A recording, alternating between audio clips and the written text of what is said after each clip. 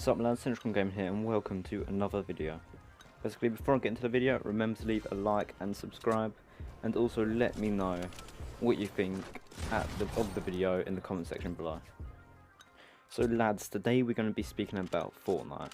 Basically, Fortnite has managed to rack up around 250 million players and over basically like $3 billion profit in 2018 alone. And basically because of Fortnite, Epic Games, they've managed to be valued, basically their net worth is valued around $15 billion. Fortnite is the reason many other games have been created around the world, such as Apex Legends, and they've also influenced the gaming community as a whole. However, as we all know, Fortnite isn't all great. It's more toxic than Sheppy seawater, and also it strolled far away from what Fortnite was meant to be. Fortnite was meant to be a nice little creative game for all the gamers around the world, yet now it's just turned into microtransaction simulator 2019 with a hint of Fortnite Battle Royale. And you may be like, well, you don't have to buy these microtransactions. Well, if you don't, you get bullied for being a no skin or not having the latest battle pass. Something, you know, unfortunately I know from experience. And not only this is the whole reason you've clicked on the video. Fortnite have created a dangerously addictive product, which some people claim to be as addictive as heroin. Fortnite addiction has even gone so far that WHO, the World Health Organization, have introduced a new disease called gaming disorder, but basically you're addicted to video games to the point where you prioritize video games over other tasks and opportunities, and your behavior usually different. Basically, you take gaming over homework, going out, socializing, to the point of even sleeping. So, some of you may be wondering, why is Fortnite so addictive? Well, the answer to this is fast-paced, intense gameplay.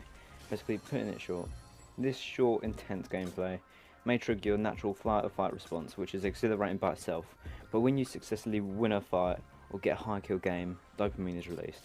Basically, dopamine is a hormone which our brain's natural reward response to make you feel good. Basically, it creates a temporary high. Basically, your brain is rewarding you for doing something.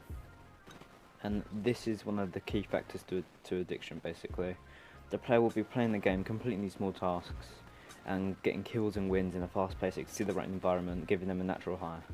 And when they go into another game, I don't know, such as PUBG, or just any game in general with a slower pace, they are not satisfied due to the fact they're not getting rewarded as much or often by their game, which causes them to become bored, basically leading them right back to Fortnite. And this is extremely simplified the vicious cycle of Fortnite, and this is why it's not dead in the it just hasn't died, and it's been 2 years. But like I said earlier, the cause is your natural reward system.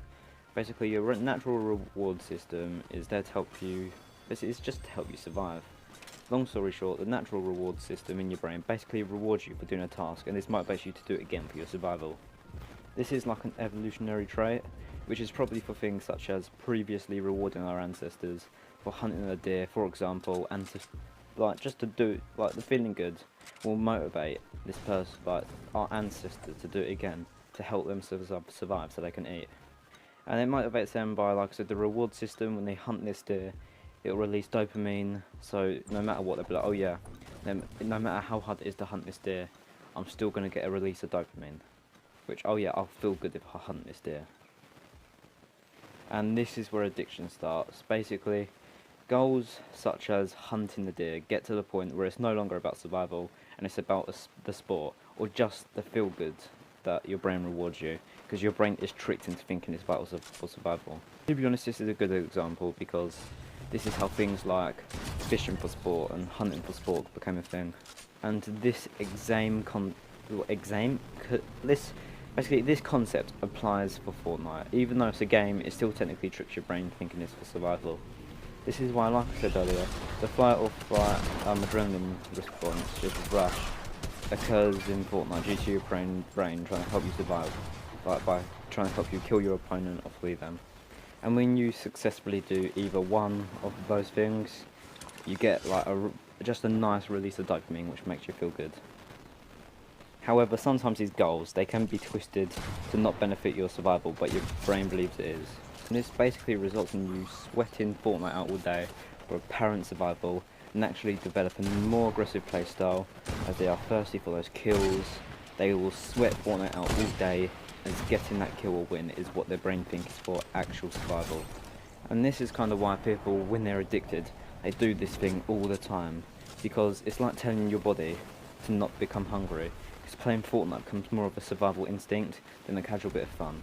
So if you feel like this, you should probably quit Fortnite, and you know, you probably have gaming disorder. And to be honest, Fortnite probably made their game deliberately like this, so people are more devoted, they buy lots of things, and this is why Fortnite has billions of dollars of profit. Well lads, that is just simply why Fortnite is addictive. If you want to see more game breakdown videos, just let me know in the comment section below. And just leave a like and subscribe, and let me what you want to see next. See you later.